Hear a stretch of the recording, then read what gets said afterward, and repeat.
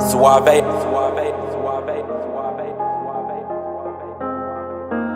I've been in my bag for a while, I'm invincible. Story of a young boss, grinding shit get critical. Calling on my bros one time, cause you special. I had some hoop dreams of right rounds for my mentor. Every target that I shoot is on point like a pencil. Different road, changed relationships, I'm so sorry. Came up from the trenches and I made it, I say hardly. Now BetOnline continues to be your number one source for all of your basketball wagering needs, including pro and college hoops throughout the year. With up-to-the-minute odds, stats, and trends, you can follow your favorite team's path to the playoffs with in-game live betting, contests, and all the best player props. Experience the world's best wagering platform anytime from your desktop or your mobile devices. Head to BetOnline today to become part of the team, and remember to use promo code BELIEVE, that's BLEAV, for your 50% welcome bonus on your first deposit. BetOnline, the game starts here. Alrighty, guys, we are back with another episode of the What's in Your Bag podcast presented by BetOnline. I'm your host, Andrew Robinson, and we are pleased and honored to be joined by what I feel like is a stranger. I ain't seen him in so long, goddamn, but my guy Tank is back joining us on the pod, man. What's good, my guy? Long time no see. Listen, bro, they done had me running all facts, all busy, all the time. You know how it is, man. So in that season, NBA season, we got it rolling, but I ain't the busiest man on this call, and it ain't me either, bro. It's another guy we got up here, man. So I'm gonna let you do the introduction of my guy. Oh yeah, for sure. Hey, listen, we gonna give my guy his proper introduction for sure, man. I had to definitely tap in with my guy first, though, man. So he was cool. I don't know if you've been on the pod since you started working for the Mavs. Have we gave the all facts guest the announcement of Hank? You know what I mean? The life update yet? Has that happened? Life update, bro. I be trying to, I gotta keep it on the low. They be watching. Lowski. Okay. Since the last time I've been on the What's in Your Bag podcast, I've started with the Dallas Mavericks as a social media coordinator. I specialized in our reels, our TikToks, all our vertical content. Stop it. It's been smooth, man. It's been a real blessing just to get a little step further in the industry and just working a league with so many different talented people, just from players to front office to just up and down, not even just in our organization as the Mavericks is a great organization, just the league in general, bro. So definitely blessed, but definitely glad to be back here on What's in Your Bag podcast. It's time to get back home, man. We was overdue. Yes, sir, man. We're glad to have you back, man, and congratulations on the new role, which is might not too new to us, but for the audience and the viewers, definitely wanted to give you your flowers, man, and your props, here live on air. What my guy say? Come on, you know what time it is. Yes, sir. Now, you cool and all. You cool and all. You know what I mean? But you are not the special guest that we have on today. And our guy definitely deserves an introduction. But before we introduce our guest, we got to get the business out of the way. If you're watching this on YouTube, go ahead and stop what you're doing right now. Tap that subscribe button. Go ahead and stop right now. Tap the subscribe button. You know what I mean? Go do that. Give us a thumbs up. It goes a long, long way. If you're hearing us on Apple Podcasts, Spotify, comment, give us some feedback. We appreciate it. That was my guy, Pull Up Tay, on the intro. It's going to be him on the outro as well. Make sure you got to stream his music. One of the hottest up-and-coming artists out of the DMV. But now that we got that business out of the way, you know what I mean? It's time to give our special guest a wonderful introduction, man. This is somebody who is super, super talented, somebody who I've had the pleasure of, or we've all had the pleasure of watching from afar, seeing their content grow. Somebody who is honestly, I think, one of the most creative and innovative creators on the internet as far as the style that he edits his videos with, the music, the touch, you know what I mean? But we'll get into all that, on the episode, man. But we are pleased, honored, excited to have none other than Merix Alexander on the What's in Your Bag podcast today. Merix, thanks for joining us today, my guy. Of course. I appreciate y'all for having me. Always will be a pleasure to speak with great people and see what's in the bag. I like it already. I like it. Hey, man, sure. Before we even go too further, man, we spoke on just how great of a creator he is, man. But we talking about, like, in this industry, great people aren't always the easiest to come by, man. So just a really super down-to-earth guy, great guy, easy to connect with, willing to just go out, do for you, and just a good guy overall to be around. So I definitely want to give you kudos on that too. I know a lot of times we get caught up in the work, but when we meet genuine people, bro, we got to shout out and show love to genuine people, man. I appreciate that, fam. Like what gang say? What game? Tribe. Try. Yeah. Yeah. Now, I want to ask, man, because obviously, as of this recording, we're on the heels of All-Star Weekend. Let's wrap that up. So I want to ask you in the moment, how did you spend All-Star Weekend? You kind of get away, decompress a little bit. I know it can be super busy being able to, just shooting all the games, always having to work, edit, et cetera. So, how was your All-Star Weekend? What did you get into? And then second question to that, what were your thoughts on the All-Star game? Because obviously right now in the media, there's a bunch of debate back and forth about the quality of the game and et cetera. So what were your thoughts first of all? So first question, definitely took a load off for real. Went out to Miami. That was fun. Got to do some cool stuff, get on the boat, get to see the water. I feel like every time I go to Miami, it's just like the air just says, like, it smells like take a load off, you know what I mean? Or just like chill. So yeah, it was real smooth. I got to chill, got to, kick back, got to watch the All-Star game. 200 and what it was, like 11 points. That's insane. Right? Like that's crazy. But I agree with, I think who was saying it? Was it Larry Bird? I think it was Larry Bird that was saying like, yo, I want to see people compete. Like they're the best players, and it's like you're choosing the best players in the world to play in one game. Of course, you don't want nobody to get injured, so it's like there's a push and pull to it, but at the same time, it's just like, dang, I want to see y'all compete. I want to see y'all go at it. I want to see like how y'all like mesh. You know what I mean? Like how great players mesh, if that is even possible. It's fun. It's still like a glorified like just whatever Globetrotters or whatever. But I definitely think it could have some more competitiveness in it. But other than that, I think it's still cool. They need to definitely add a one-on-one tournament or like a horse featuring like Kyrie or somebody like that. I think that would be super dope. But for the most part, All-Star Weekend. Contest was a little underwhelming, but it was cool overall. The weekend was smooth. Ready to get back to the arena on Thursday, so I think. No, All-Star I think was definitely something that this year, we've seen better All-Star weekends as a whole. I do like the point of like the one-on-one. I think a lot of us wants to see like a king of the court type of like 3 dribbles, get your shot up. But I also know like these guys, man, they play such a demanding schedule. I think it's just hard, for them to like kind of do that. And I think they just want to break so bad. Do you guys feel like the All-Star game needs to go back to a situation where guys are actually playing hard and competing? Because God forbid, knock on wood, somebody gets injured in the All-Star game, we're never going to hear the end of it. You know what I mean? So I don't necessarily know what the solution is. Facts. You know what I mean? Facts. I feel like it's a balance, man.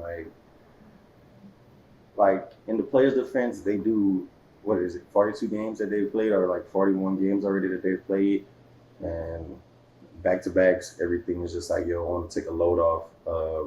I just want to chill during the game, and I get it. So it just, I don't know. I feel like that idea where it's like whoever wins, whatever conference wins like the home court advantage. I think that really would give it a good little like. They don't have to play as hard, but like at least when the fourth quarter comes, it's like, okay, let's get this dub. Let's, you know what I mean? Let's try a little harder, or at least take better looks instead of just doing, whatever. Like Luka shot it from like 3/4 of the court, like got it. He was shot it for a 2-for-1, bro. Like Luka, he'd probably make it like next time. So it's just, I don't know. I think that's a cool concept. It is a little like drastic, like you just automatically get the conference home advantage, but I feel like it actually will make them push themselves. I feel like people was like thinking that the West was going to win, but the East ended up going crazy. So like just even in that aspect, like people like, dang, West got all these legends, all these future Hall of Famers, and then East do too, but like people is definitely slating for the West to win. So I feel like it just gives them another little edge, another little fire. So I ain't gonna cap. When I seen the West, how loaded the West was, I already knew they weren't gonna win. But they were too loaded for them to play serious. Like when that team was that loaded, they like chill. And then the East was like thick, like just hella guys under like 25, 26, first All-Star appearance. But they were chilling. But I definitely think something that make it more competitive that I really like is when they had the target score. Because to me, like I think they gave everybody the mindset of kind of like playing 21.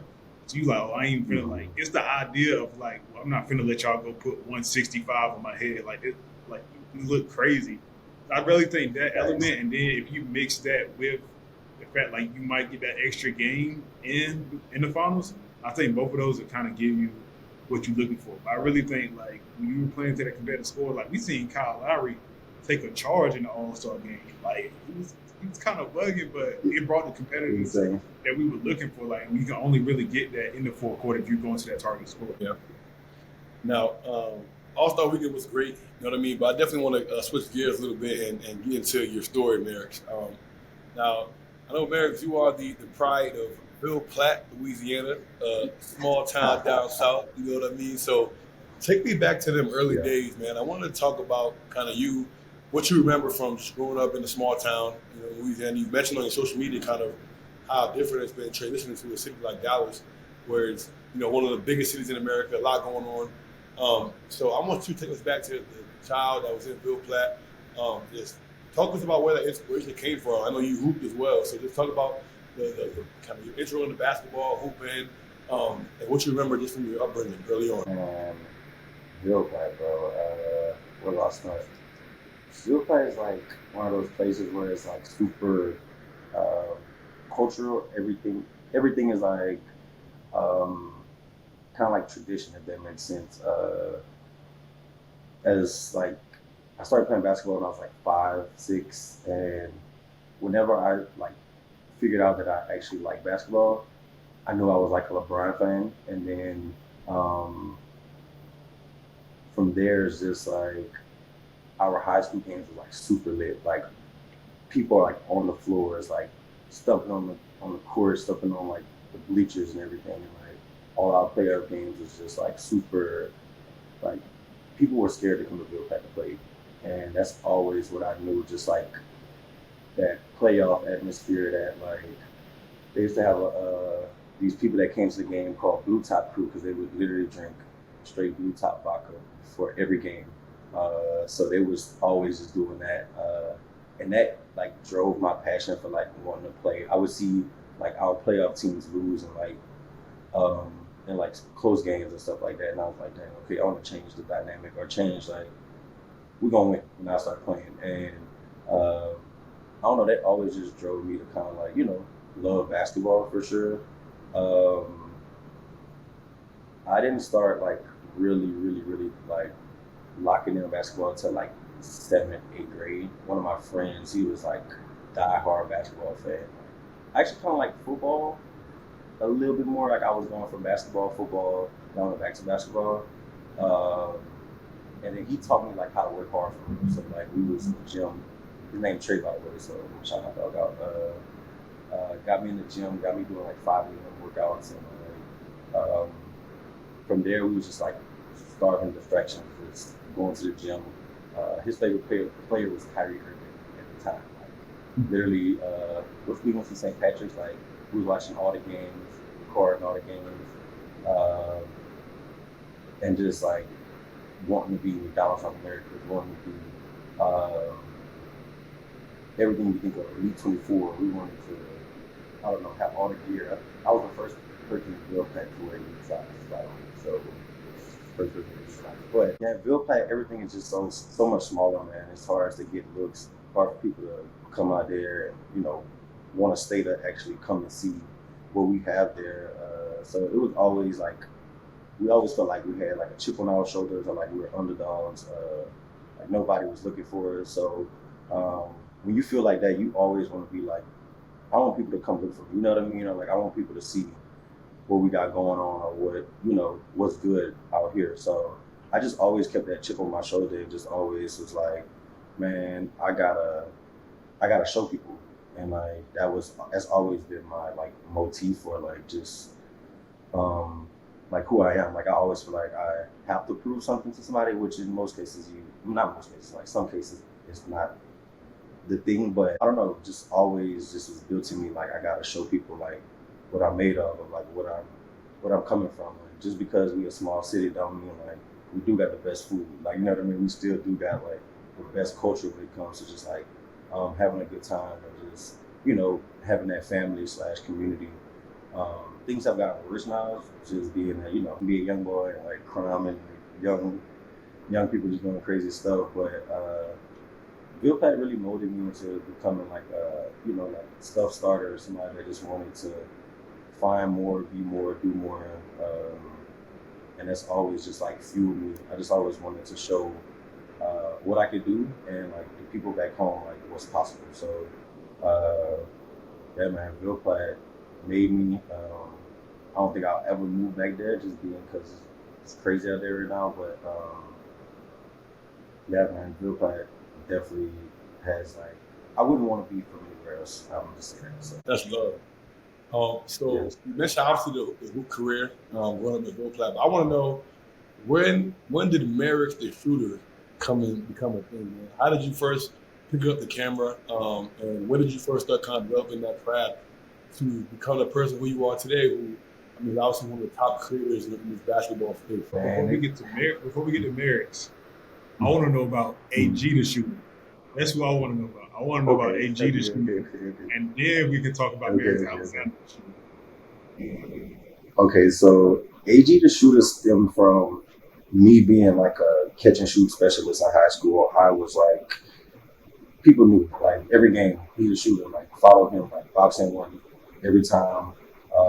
My friends used to be mad at me because like every time they'll go to the gym, I'm always on the gun. And then by the time I got the camera, I was just like, okay, AG the shooter, that's easy. You know what I mean? And I picked up the camera my sophomore year in college. Just copped it. I was like, man, I'm bored. I want to try something new. I want to try to get a little, you know, a little extra little bag. And honestly, it wasn't even for the bag. It was for just doing cool stuff. Like my friends and family, like I want to take cool pictures and like turn them up and turn, you know, the whole gang up. And just capture like family events.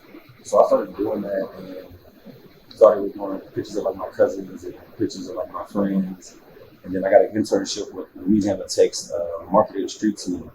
And then I was like, man, I might want to start shooting games. So I ended up asking for permission to shoot at games. And then I don't know, I'm just like, damn, bro, you like basketball and you just got this camera, why not like try to get good at it? So I started helping like all the media, or all the sports teams with like content and like my friends that played. And from there, people just started gravitating towards what I was doing. And they started wanting to pay me for grad shoes. They wanted me to pay to come to workouts. And then it was one summer, Justin Holiday came into town, which is from Western, or lived there for a short period of time. And we got in the gym. And from there, I was like, yeah, okay. NBA champion believes in me, you know what I mean? Or like somebody that's in the NBA believes in me. So it's just like, okay, how far can I take this? So I just kept getting like, I would slowly get a little bit more serious and buy like different gear and like different lens, different, you know, until I upgraded my camera and just started doing way more like shoots and practicing or like messing with video a little bit. Haven't gotten a video yet, but and then yeah, like by the time I was a senior, I was pretty much like the lit photographer / like cool person on campus. I don't know, I still didn't feel like, okay, I'm gonna do this like full time.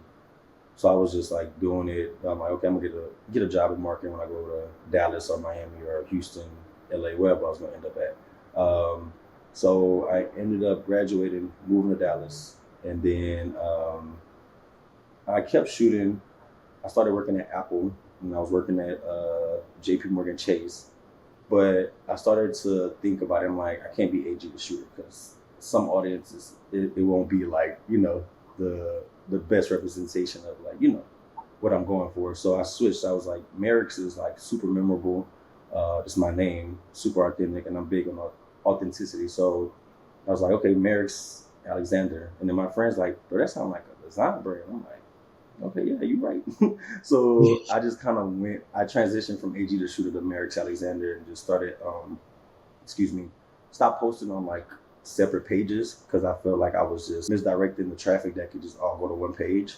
And then eventually I was just like, okay, let's just make Merix Alex one and done, one-stop shop. And I learned how to put my camera, I'll convert 120 frames per second. I think it was 2019. And from there, like, I fell in love with just like making things cinematic. I literally went outside and recorded, I think, some snow. It was snow one day in Dallas, and recorded snow. And I was just like, oh yeah, I think I want to start doing like video more and just start learning more about video. And yeah, I just started making everything slow. I was doing like running the water in the sink, like just trying to see how like slow I could get it. And then like just doing that to, okay, let's take it to the court. And then let's take it to like, I was just trying all like anything I could film. Like I was doing plants, I was doing butterflies, you know what I mean? Like just anything just to get better. And then eventually ended up going to sneaker politics. Shout out the gang right here. Ended up going to sneaker politics and met Ivy Owinu, one of the best people you'll ever meet or know. And she was DJing, and I took some pictures of her, and I noticed that she was mixing because I have a best friend, we DJ. So I'm like, this is kind of cool. I complimented her. She ended up like connecting with me and just like, yo, anytime you need help, just let me know. And then from there, we just became cool. It's like my big sister to this day.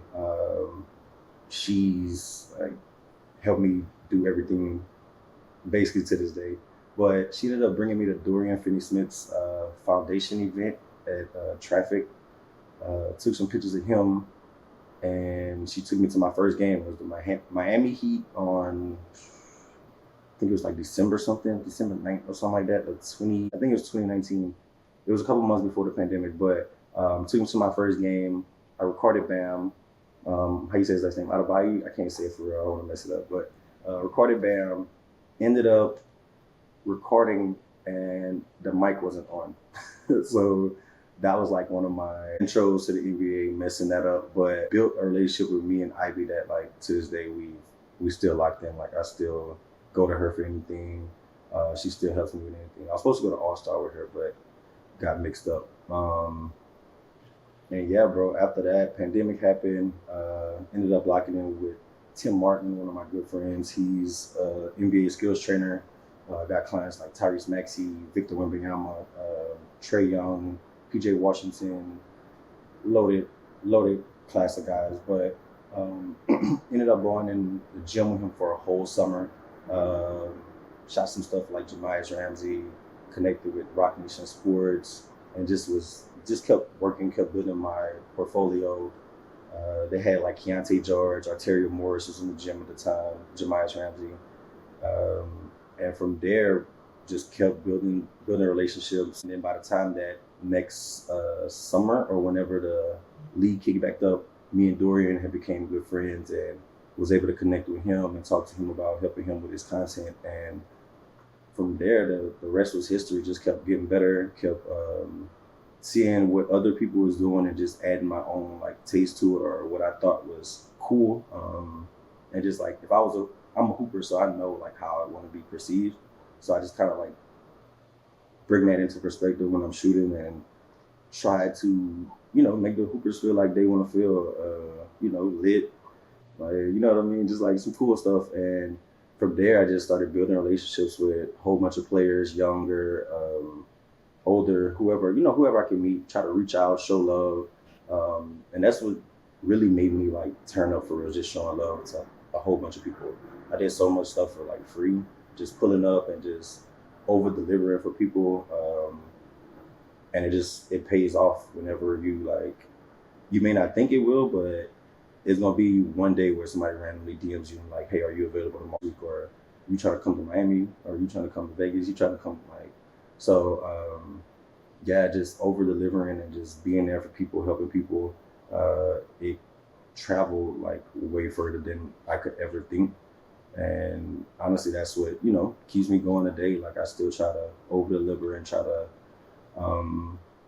make people feel, loved when it comes to like the things that I send them or they get, like, you know what I mean? Like you receive love, you feel like you owe people, not owe people, but like, you want to give it back or like pay it forward. And even then, like, I skipped this, but in between 2020 and 2021, Ivy let me sleep on her sofa for a year. During the pandemic, I was forced to move back because my apartment was trash, and it was the pandemic, so I was like, I'm going home, I'm going to the crib. So I was in Louisiana for like 2 months, and then Ivy hit me and was like, yo, you know, come do my content for me, and I'll let you stay at the crib. Her daughter was away for the summer, so she was like, yeah, it's cool.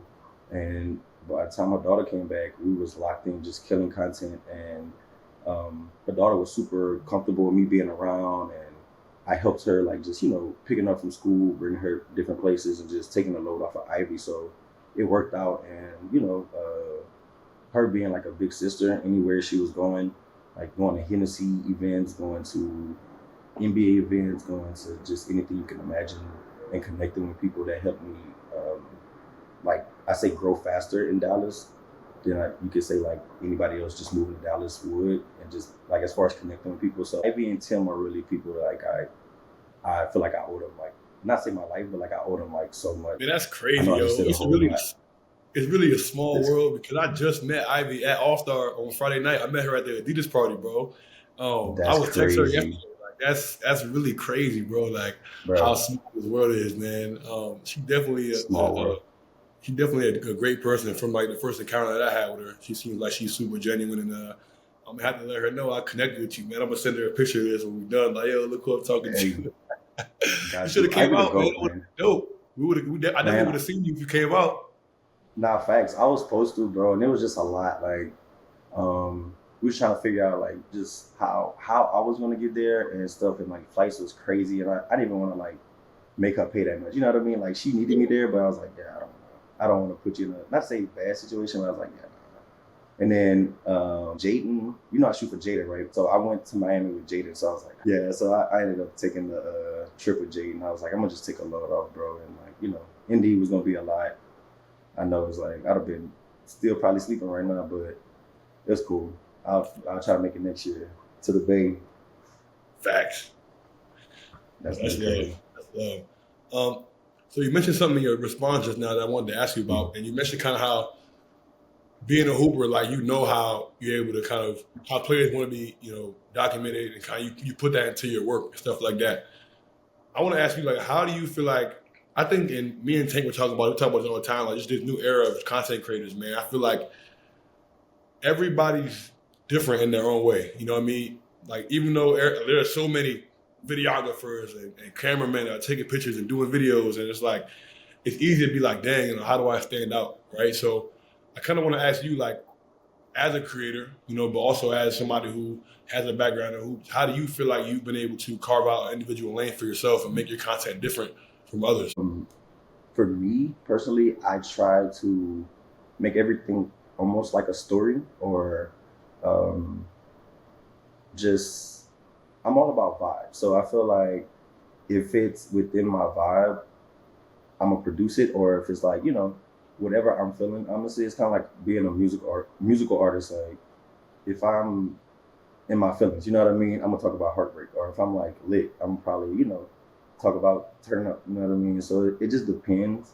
And then and it depends on the player. Like, if I know something about them, if I know they're from a certain area, or they're from like, I don't know, they like something like a certain song or something, like I try to cater to them, and at the same time tell them a story. Like, I try to get like close-ups, I try to get shoes, I try to get behind the jersey, pregame, interacting with fans. I'm trying to get like all the elements of you being a basketball player, and you, let's say, connecting with like the culture. So I pay attention to music a lot, just fashion, and how what type of person the player is as far as like personality wise, and try to cater to them in that way. And I feel like that's how you build connections with players, knowing that, okay, like, he on the same songs I be on, like, you know what I mean, he on the same music I'm on, like, he, like, you know, wearing cool stuff, like,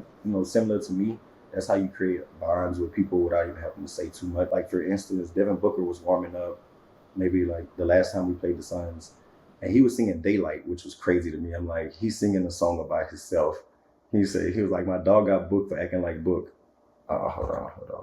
Can y'all hear me? My Siri just went off, but yeah, D-Book was warming up and he was singing Daylight by Drake and was saying, my dog got booked for acting like Book. And I'm just like, I'm definitely using that for the mix. Like, definitely using that for the mix. And it's just like, even that, it's just knowing or trying to understand how a player is.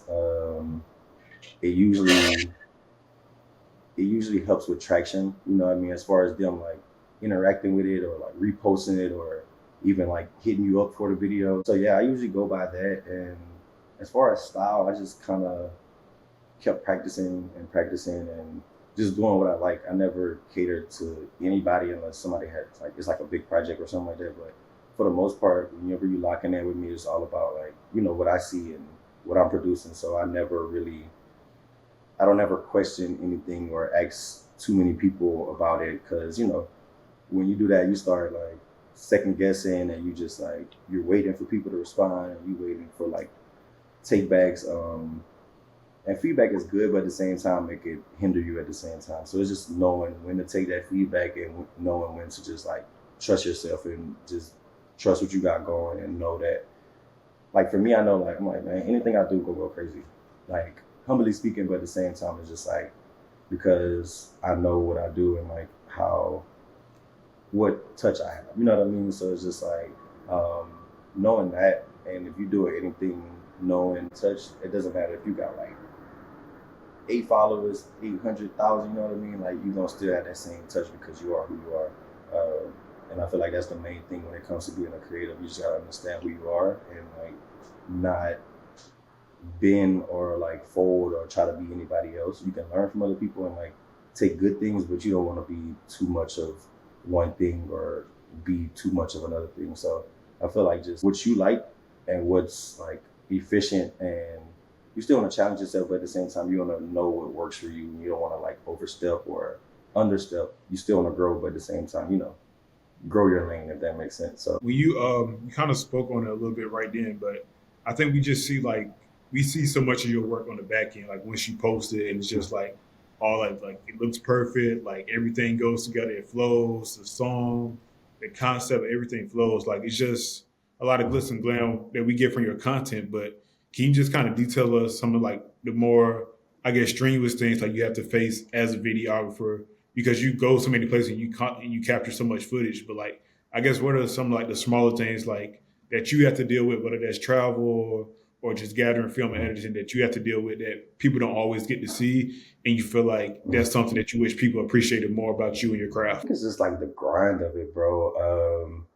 First, it's like getting credentialed. You know what I mean? Like building those relationships with players to able to get the opportunity to shoot it is one thing, and then getting in the door. Once you get in the door, it's like you have a whole playground. So it's just like understanding where you can go. Like it's kind of like on the playground, like who you gonna hang out with, what part of the playground you gonna be at. Like you gonna be on the monkey bars or you gonna go on the slide. You know what I mean? So uh, it's being able to kind of know like, okay, what angles do I need to do? What angles can I get? Where can I shoot from? Who do I need to speak to? Like even learn, like for me, it's like meeting all the security guards and knowing like where I can go, who I can mess with, and like, you know, what I'm good at and stuff like that. So that's a big aspect. Also, just editing, man, on the back end. When you're using 4K 120, it's like my computer, I need a new one, but it's just render times and just waiting, having like a whole bunch of patience. That's probably the biggest thing I've learned throughout like camera stuff and like editing, is just being patient and just taking 1% at a time, or just understanding that like everything not gonna come to you in one day or like one moment. You gotta just like keep going, keep producing, keep pushing out stuff, because I have stuff that I posted like 30 days ago, and guess what? It's going crazy like next week or 2 months from now. So it's those things. I'm trying to think of anything else. Travel, of course. I think being like nocturnal, not saying nocturnal, but I feel like all my greatest thoughts come at night at like 3, 4 in the morning when I'm just editing in the middle of the night. So it's like late nights, early mornings. It's a lot of sacrifice for sure, because I'm at the arenas at what Kyrie gets out there at like 4. So you got to be out there for like 4, catch him. You got to be out there at 4. Then you waiting like 2.5 hours. I got to shoot Jaden. 2.5, 3 hours before even tip off. Then you got to shoot the game, and then throughout the game, like moving around, getting different angles, and then even like I've been getting better at like my process as far as like being more efficient. I started to like write down like the clip names, because before I would just record and I would mark the clip, but I would go back and like it would be taking me like an hour just to sort through clips. So now I have like a better workflow of finding like clips I just noted down. So even that, and then halftime to go get my game to go and get glizzies. Kyrie scored over Luka. Kyrie scored over Wemby. Like I knew that was gonna go crazy. I was like, okay, I need to get that up. So it's getting back, putting that up, and then even when you're leaving, it's like traffic. So you wait another hour and a half to get back to the crib, and then when you get back to the crib, for me, I'm super excited about like. I remember every play probably like I'm like Kyrie did and made it spin up the glass like, and I'm like, okay, I need to go do this. I need to make a mix. So it's just like it's all the elements honestly that makes it, you know, a thing. It's fun, but at the same time it is like it's a process. Like you got to be able to I don't know, have patience, and you know you're gonna be tired, but it's just like if you really love it, it doesn't really, I guess, make you tired. Just to kind of, I just got to go off that question because he said something, and you compared it to like a playground, right? Like you kind of pick like who you're going to shoot, like who you're going to hang out with in the playground. Bro, you got a hell of a playground to choose from, bro. Like I'm looking at your work, I'm seeing Kanye, Quavo, Drake, Wayne, like LeBron, Kyrie, like you're shooting all those people. Like, do you feel like there's ever a different pressure, or like do you ever feel like there's a different point of view you have to have between shooting like people who are celebrities and artists versus shooting like athletes? Like what is like the difference between your shooting? Like is there any type of idea that you have that kind of shifts, or is it kind of like the same process? It's pretty much the same process as far as like shooting actual like camera stuff, but when it comes to like processing like how the content is gonna be produced, it's a little different. Music and I guess entertainment / like celebrities is it's I would say a little bit more new for me. Basketball, obviously, I'm in the arena or in gyms like every other day, so it's kind of secondhand nature. I know like all the vibes. When it comes to music, I guess do my best, if that makes sense. The places that I end up is nothing but God. I ain't gonna lie. Like when I shot Drake, definitely didn't know I was gonna be shooting Drake that night.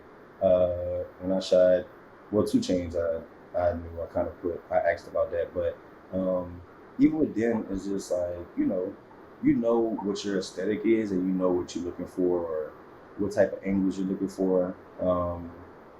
I guess with like concerts and stuff, I would try to go like, more wide, try to get like atmospheric stuff, and just catching vibes, bro.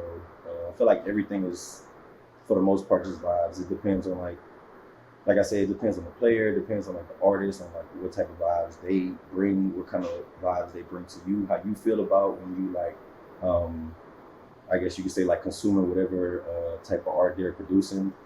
Whether it's Kyrie, whether it's Drake, whether it's Kanye and Quavo, I think as long as you're capturing like that moment, you can use it, you know what I mean? Position it however you want to once you grab it. But I think the first thing is like being in that position, or like even getting to that part of the playground, you know what I mean? To even like, play in that part of the playground. So I hope that made sense. Yeah. Yeah, for sure. I wanted to ask you, man, you spoke about this on the previous podcast on your Instagram. You mentioned like, when you were growing up, when you first kind of were growing, like you grew over like 30K on Instagram in like a 2-week period. And you was like, those people that was hitting you up like, damn, like you changed up or this or that. And it's like, I want to give you opportunity, number one, to reflect on that, because I feel like a lot of people are kind of quick to assume that when things happen, it's like, why are you kind of projecting that on me? Number one. So I wanted to, I guess, get your thoughts on that, and I guess how you process that. And then number two, like, just talk to us about that moment of like the first video that really went viral and blew up for you, when you had that blow up over a short amount of time. Like, what was going through your mind? What were the emotions? And what was that moment like for you? So I'll answer the first question. I feel like with the followers, it's like super stereotypical, just being that like, people go with like, oh, they got this many followers. They don't respond. They won't speak to me. You know, just all the stereotypical stuff. Like even my cousin would be like, if I was a girl, I wouldn't talk to you. I'm like, what? This is basketball fans. Like, you know what I mean? So it's just like, I don't know. It's just kind of like communicating with people that like, you know, just because people have a certain amount of followers or, you know, get a certain amount of likes, that doesn't change their personality or like the person that they are. Because, you know, my personality is not going to change in like a day. You know what I mean? In like 2 days. I feel like the first video that went crazy had to be like a Jordan Poole video. If I'm not mistaken, no, it was a Jordan Poole video or it was a Steph video. And I slowed it down. I think that was one of the first ones I was like, okay, I'm gonna just start slowing these down because they really are fire. Like, and you get to like process the moves and see like what they're doing bit by bit. And it was definitely a Steph Curry. It was a Draymond. It was the little play when Draymond is in the corner, sets the screen for Steph and hits him with the little pass. And it went crazy. I think it had like a couple 100,000 on there, and my followers just went crazy. And during the Western Conference Finals, I think Mavs and Warriors, when was it? I forgot. I think like 2022 or 2021 when they played, and me and Jordan did a collab post. And I tell you, like, yeah, I gained like at least 5-6K in like a day. Baddies in my DM saying like, yo, can you please link me with JP? He's like meant for me. Like I know it. I'm like, okay. But like that, those moments, I had this moment where I captured Jordan Poole singing Fantasia. And that was probably one of the real clips that went crazy where like all the blogs and stuff was posting it. I had like Complex and had BET posted, Slam posted it for sure, just all the outlets. And in my mind, I'm just like, sheesh, like people are really kind of like seeing like what I'm doing or they have an idea. But for me, it's just like, I never get too high or get too low. So like, I'd be like, okay, I'm getting all this love, but that means I gotta keep going. Because I mean, people gonna come to my page and if they don't see more, they just gonna be like, okay, that was one cool video. You know what I mean? So it's just like, for me, it's just like, okay, I gotta keep people, you know, full. Like people come to my page, I want them to scroll on my page for like an hour. You know what I mean? So big Gary Vee person, I don't know if y'all watch Gary Vee, but he's always like, bro, you should be posting 5-6 times a day. Excuse me. And I like kind of live by that. I don't post as much as often now, because my notifications is in shambles every day. I promise it's in shambles every day. But I try to post like as much like meaningful stuff to me and the stuff that makes the most sense. So yeah, bro, it's just, you know, I gotta stay humble at the end of the day. I feel like when I get to like a milli, I might be like, I can kind of chill. But even then, like I'm gonna feel like I still need to step it up or still need to do more to keep growing. Like Taylor Swift got like 281 million, but guess what? She's still gonna keep making albums. Drake got like the most you can think of. He's still grinding. You know what I mean? Like there's people who's like in way better situations who still like put in the work, and like I admire, you know what I mean, that process. Of course, you're supposed to sit back and like chill and like understand what's going on, but at the same time, like I feel like you still gotta always just keep going. So is that the video of Jordan Poole and Gary Payton when they were singing it? Is that video? Yeah. That's when I see you, yep. Bro, that's hey, bro. I watched that video at least, bro, 15, 20 times. No cap. That joint is crazy. Nah, that's love. It's funny. Bro. The big and you one. know what's crazy, bro? Like I stopped recording because somebody had gotten away. And then Jordan Poole shot the shot after that and made it. I'm like, bro, that would have made the perfect. I mean, the video even more perfect, bro. That would have been crazy. So been crazy. I want to ask, man, because I feel like I'm loving this era right now, man. Like, I feel like yourself, like, it's a dude named Rob Reels. He like shoots the Timberwolves. A dude named Aaron James who shoots the Celtics. Like, I love watching like a lot of y'all videos because all you guys do like the R&B, like slow jams and shit with the mixtapes, and like. Yes, I feel like it's a vibe, bro. Like I feel like it's crazy because back in the day, bro, ain't nobody want to admit that they listen to slow jams when they listen to R&B. But now it's like you throw that on a video, it's going crazy. Like everybody act like they on the wave. So I wanted to ask you about that, man. How do you feel like? What are your thoughts on how that's kind of like made a resurgence now? Like that's like a whole trend now, like to throw the slow jams and the R&B on the basketball mixtapes. I think, bro, I love it honestly, because man, a vibe is a vibe, bro. Like when it comes to basketball, if something looks, especially when you slow it down, it's like you can't put NBA YoungBoy to like somebody crossing somebody over in slow mo, like It's art. It's art. At the end of the day, like basketball. Yeah. So you got to be able to observe it and like mentally like enjoy what you're listening to at the same time. For me, bro, like I never like put a cap on what music I put on like videos. I think I would. I don't know if I ever heard somebody else put Summer Walker on a video before I did. Not gonna say that, but like I was putting like Summer Walker, like old Summer Walker. I was putting like SZA.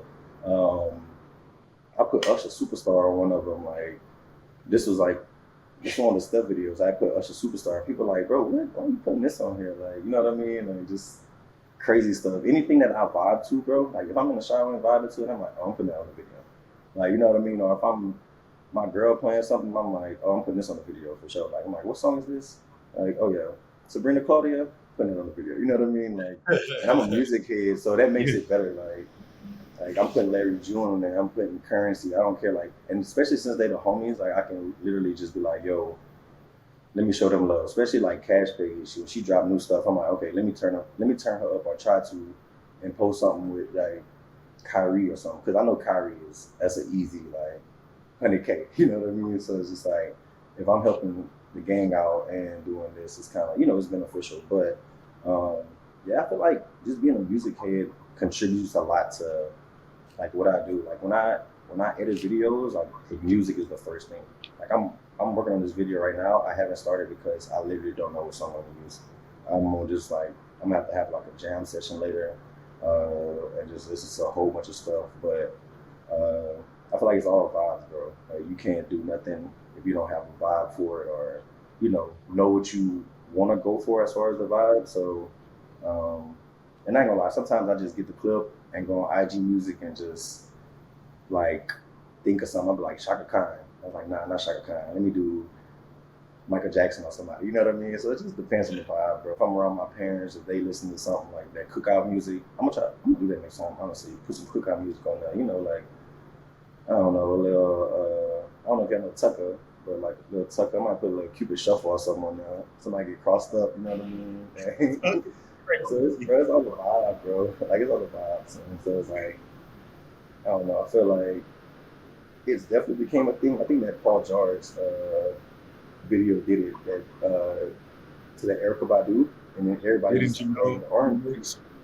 Yeah, I feel like people are like, dang, that R&B do be hitting on the clips for real. And then since it's emergence, I feel like it's definitely like taking it back up a notch. So I appreciate it though, because I like good music and basketball, so it's kind of hard not to love it for real.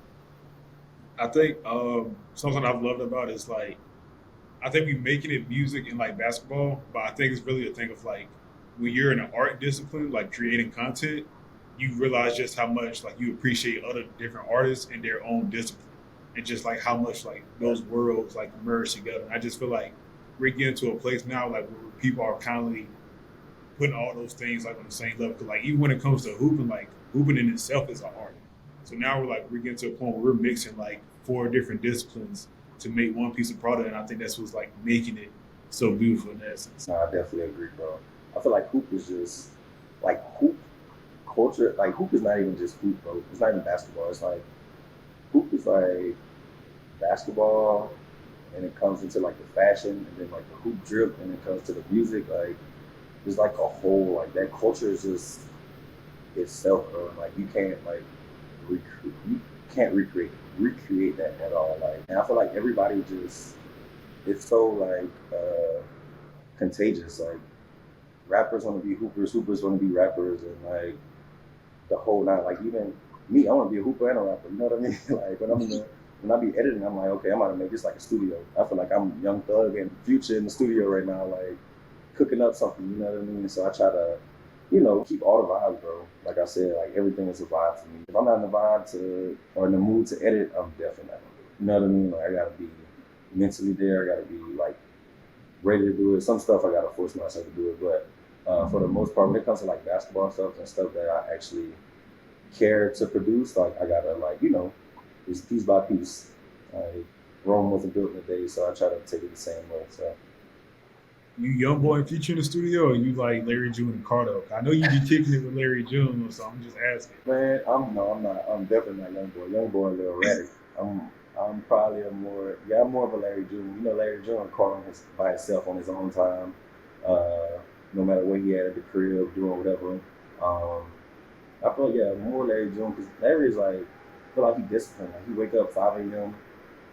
like the car, do his stuff, take care of his son, like clean up. You know what I mean? So it's like even Good currency, job, bro. Like that's one of good job, Merix. And then currency, bro. Like that's one of my like currency is a big reason I started like believing in myself with the photo stuff and video stuff too. I had went to a show. It was Larry June's show in New Orleans, and I finessed in by hitting up somebody that was opening up for them. Got in there backstage with Larry and Currency, just chilling. Got to snap behind the scenes stuff for that, and then Larry is about to perform, and I'm like, yo, Spitter, can I snap you up real quick? And he's like, yeah, he got all his chains on. He's like, man, this is what I work hard for, so look. And then he got in the light, I snapped it up. Pictures was cold. I showed him, like, yeah, it's cold, send it to me. I got his number. He gave me both numbers to both his phones. I'm like, all right, bet. Send him some pictures. He ended up posting it. I'm lit. I'm like, man, one of my favorite artists just posted my stuff, bro. Like, probably, that was my favorite artist at that time for sure. And I was like, dang, my favorite artist just told me my picture's cold. And then I edited that night. So I didn't edit all of them. I just edited enough to send to him, or the ones that I thought was really good. And then double back, I went back through them and I found a couple more. And I was like, yo, bro, I got a couple more. And then he was like, yo, bro, what's your Twitter? And next day, I wake up, it's like 7 in the morning. He like, yo, I was still AG the Shooter, I think. He's like, hey, AG the Shooter, this might be my next album cover. And I'm like, I done made it. I done made it for real. But nah, it was crazy because he did that. And then I looked in the comments, he tagged Cardo. And I'm like, bro, is Cardo and like Spitter at the same time? So that was a crazy experience, bro. Like that really turned me up for real. I was like, oh yeah, I could do this camera stuff for real. If my favorite artist believe in me, then I don't need nobody else to believe in me for real but myself. So yeah, man. And that honestly, that was the beginning of everything for real. February 2020, right before the pandemic. Right after the first Mavs game, got the first Larry and Currency show. I was like, oh yeah, this is all God's plan, bro, for real. Yeah, you can't make that up. That's tough. I feel like I would be remiss if I didn't ask you, man. The Hooper and me, I feel like in just also being in this creative industry now, respecting the game and the art is like, bro, you have an opportunity every Mavericks game to shoot Kyrie and Luka. Like two of the best players, not only in the league today, but like two of the best players in NBA history. Like, what is that like? Being able to watch them on a day-to-day basis, shoot them on a day-to-day basis, and have a front row seat. Like, you literally witnessing two all-time greats and being able to shoot all-time greats. 20, 30 years when they're retired, you're going to be like, dang, like, I really got to document two of the best players to ever lace them up in NBA history. You know what I mean? You already mentioned, like, yo, you post Kyrie, that's an easy, 100K on the numbers. Like, but what has that been like for you just shooting them and to be able to capture the art of it? As obviously a content creator, but also as a hooper yourself. Honestly, hey, we're gonna get you on a personal episode. We'll see you back. Just me and you, Tank. You know what I mean? Bro, honestly, I have to like not to say remind myself, but I'm like, bro, you really shooting like two of the greatest players, not only in the NBA, but like to ever play or ever touch a basketball for real. Like the impact and like the legacy that they have already is insane. But nah, bro, like every game really a blessing, bro. Like being able to watch Kyrie, I used to be like circling the calendar when Kyrie come for Brooklyn or when he coming for like Boston, whatever. So to be able to do that and like have Luka too as well, it's insane. just because like games happen so like often, you kind of forget that like that there are the two best players or two of the best players in the league. But nah, it's really like a dream come true, honestly. Like I said, my childhood best friend, his favorite player was Kyrie. So all I'm hearing about is Kyrie every day. Kyrie this, Kyrie that, Kyrie this, Kyrie that. And then eventually you're gonna be like, okay, let me check him out. And then he slowly was like, okay, he got a different game. So you know what I mean? He's cool, he's cold. Then he ended up in Cleveland and he won the championship with my favorite player, LeBron James. So it was just like, okay, I'm a fan of Kyrie. And then, you know, slowly, little by little, year after year, Kyrie just keeps getting better. And then he ends up here and being one of like, I guess you could say the most like unique players or unique scorers. Like when it comes to basketball, I feel like Kyrie has one of the greatest impacts on the game when it comes to just it being like an art form or it being super technical with whether it's like footwork, where it's like spin on the basketball, where there's you know, creating dribble moves. Like I still can't do the behind the back in and out. Like you know what I mean? So it's just like being able to be creative in that element in that space. And even with Luka is insane when it comes to creating space, creating pace, being able to do like the footwork, the Dirk step backs, not the Dirk step backs, but Dirk fallaways. Is really just a blessing, bro. Being able to witness every game and document it and know that I have that forever is really insane. So, bro, even like the LeBron Choctaws, I'm like, bro, I got 3 of these on like footage. Like I'm good for life. So it's really a blessing, bro. I told somebody yesterday, Tank, you might know her. Her name is Alex. I think Alex Williams. She works for the Mavs in marketing, I think. Yeah, she was like she was gonna introduce me to the VP of her department, and she was like, "I'm gonna introduce you in the first quarter," and I'm like, I don't think I want to miss a play because you just never know what like Kyrie or Luka gonna do when they're on the court, especially with the Suns coming in town. Like even with all the superstars, you're just like, dang, bro, I can't miss a play. So yeah, bro, it's really a blessing to shoot them. This kind of what you mentioned right there, like it kind of goes hand in hand with what I was thinking. So I know that this is kind of something you're big on, but the definition of sightseeing is to visit places with an interest in a particular location. Can you just kind of give an idea of like the term sightseeing to you? Because I know that's kind of something that's become like your mantra and something that you have like dived deeper into and taken along with your brand. So like what does sightseeing mean to you and how have you used that as something you carry along as you continue to grow as a professional? So like with the phrase sightseeing is just me being able to go to places I go and seeing the things that I see and able to like capture it. These are like the images that people have in their minds that last forever that I'm able to keep, if that makes sense. So it's just the fact that I don't know, the world is just beautiful, bro. Coming from Ville Platte, like I appreciate like everything in like small capacities. Like I'm used to one ways, like car coming this way, car going this way. Here is like got 8 cars on this side, 8 cars on this side. So I'm like, dang, okay, I'm riding on this today besides the traffic, but I'm like, I get to be out here. If it's a beautiful day like today, I'm like, dang, okay, clouds out, sun out, like I can go jog today. It's the small stuff, bro. Like I enjoy sunsets so much, bro. So it's just like being able to see the small things or notice the small things makes like the world way bigger.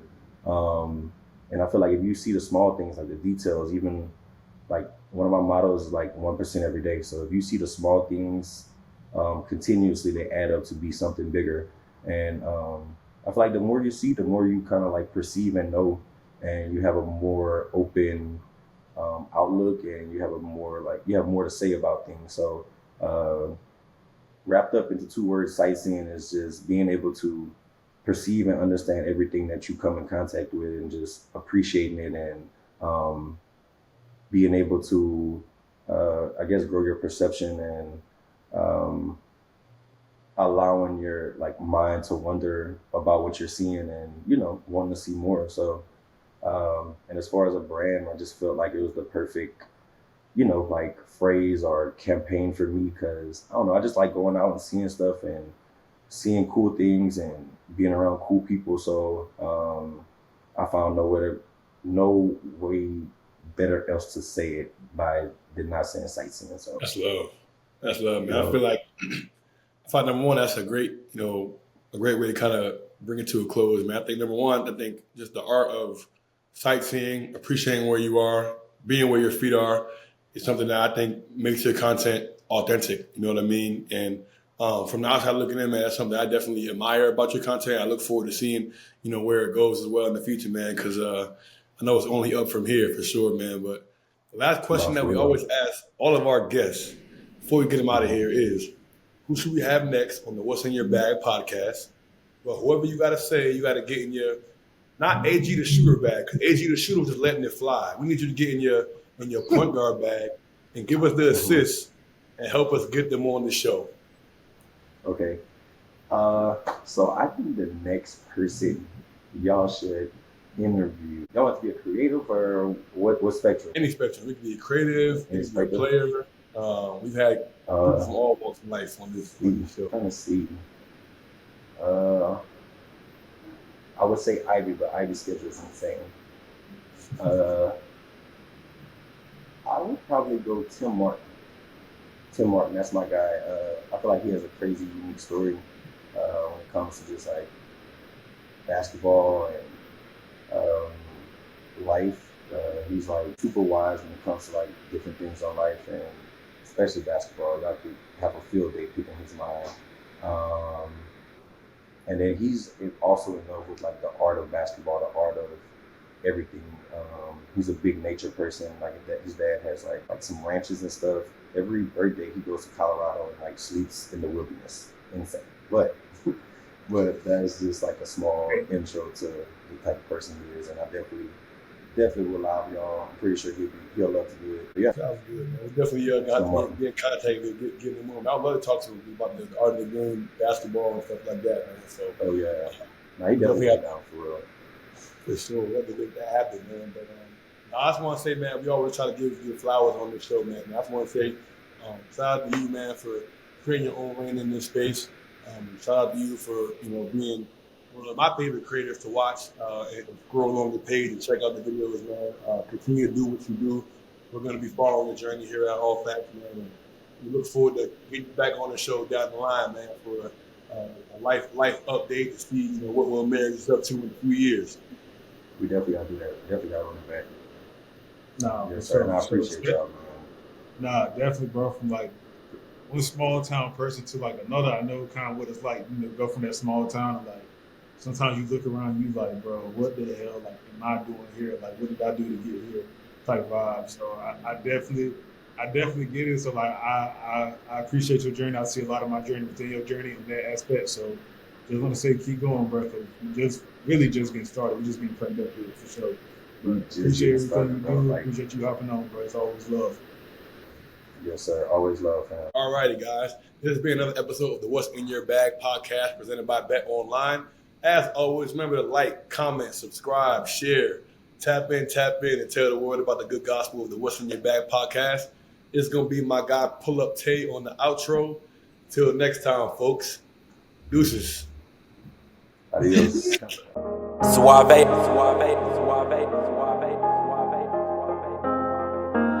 I've been in my bag for a while, I'm invincible. Story of a young boss, grinding shit get critical. Calling on my bros one time, cause you special. I had some hoop dreams of right rounds for my mentor. Every target that I shoot is on point like a pencil. Different route, change relationships, I'm so sorry. Came up from the trenches and I made it, I say hardly. Now